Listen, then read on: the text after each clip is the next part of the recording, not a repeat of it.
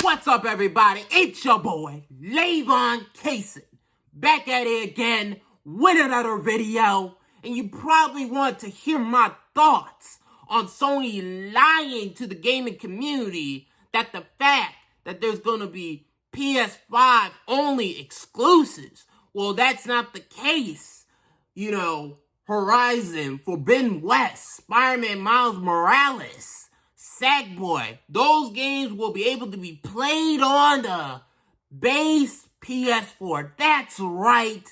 The 1.8 teraflop system. You'll be able to play those games on there.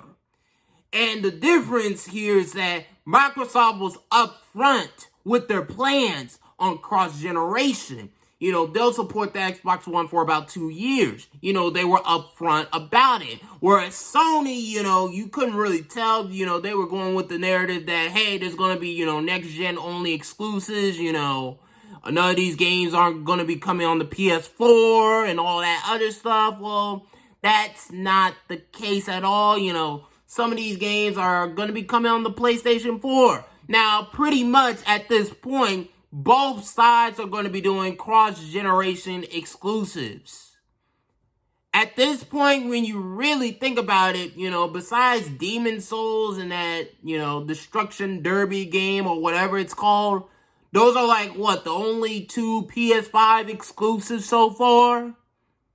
Only 2 at the most? So really, when you think about it, is there really a real reason to upgrade to the next generation system, such as, you know, the PS5 and the Xbox Series X? Now, I'm going to get a PS5.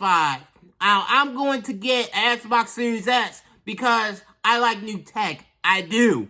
But for your average person out there, you know, a person that's on the fence with these next-gen consoles, you know, I would say just wait for about 2 years because a lot of the third-party games are still going to be coming on the PS4 and on the Xbox One. And, you know, that was the case for, you know, last generation systems, PS3 360, still getting games, you know, from 2013 all the way up to, 2016. They were still getting games on those systems, even when the PS4 and the Xbox One were out. So basically, it's going to be about, 2-3 years until we get to see the full potential of these next generation systems. The Xbox Series X, the Xbox Series S, and the PlayStation 5. It'll be 3 years until we see that potential, basically, when you really think about it. Basically, what gamers are going to be doing the first 2-3 years with these next generation consoles is probably, you know, play old games. Yes, even you Sony fans, you're probably going to play that, you know, Last of Us 2 on that PS5 and see that it'll upscale to 4K and run at better frame rate. We're probably going to be playing, you know, remastered games. Yes, it'll still be remastered games. You know, The Witcher 3 is going to probably have ray tracing and, you know, 4K 60 frames. And also, too, Doom Eternal's getting remastered as well. Probably with ray tracing and faster loading time. So, that's another set of games that we're going to be playing is remastered current generation games. And also, too, every now and then, we're probably, you know, us gamers are probably going to play, you know, some type of indie game here and there. You know, both PlayStation owners and Xbox owners. You know, both sides are going to be playing these type of games. And also, too, we're going to be playing multiplats as well. With the Sony people, they're probably going to be playing, you know, an exclusive here and there that's probably going to be only PlayStation 5. You know, such as, you know, Ratchet and Clank, you know, got the new God of War, you know, stuff like that.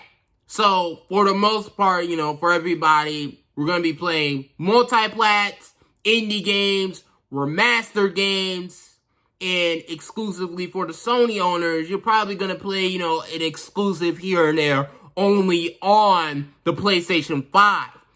That's what's probably going to be happening for the first 2 to 3 years. Then after those 3 years, then we're going to be getting that next generation experience that we have been waiting for. So, for the first 2 years, there's really no need for anyone that are on the fence of these next-gen consoles to really upgrade. There really isn't a reason. Since all the multi-plats, a lot of them will still come on, like I said, the old generation of systems. The PS4, the PS4 Pro, the Xbox One, the Xbox One X. So there really isn't a need to upgrade to these next gen consoles. Like, there really isn't. So you can probably just wait until the Pro version of the PS5 and then get whatever Xbox Series that is out at that time and just get those consoles, because those consoles will probably be more powerful than their base counterparts. So at that point, you might as well just wait. Or just build yourself a gaming PC if you want to, get mods, get those Steam sales, have infinite upgradability, do multiple things at once. And basically at that point, you will probably ask yourself, what is the real point of getting these gaming consoles? Besides the Nintendo Switch, what's really the point of getting these next-gen consoles if you're already going to be experiencing the next generation a couple years before the 10th generation consoles ever come out? So, if you really want to get real next generation, then build a gaming PC. But at this point, Sony pretty much lied. The fanboys are, they kind of are slowly losing trust with Jim Ryan right out the gate. So they're probably going to be real hesitant to believe him. They're still probably going to, get PS5s and stuff like that. But they're going to be real hesitant to trust Sony.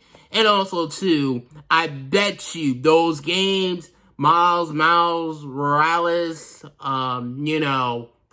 Horizon Forbidden West, Sackboy, all those games will probably be ported to the PC.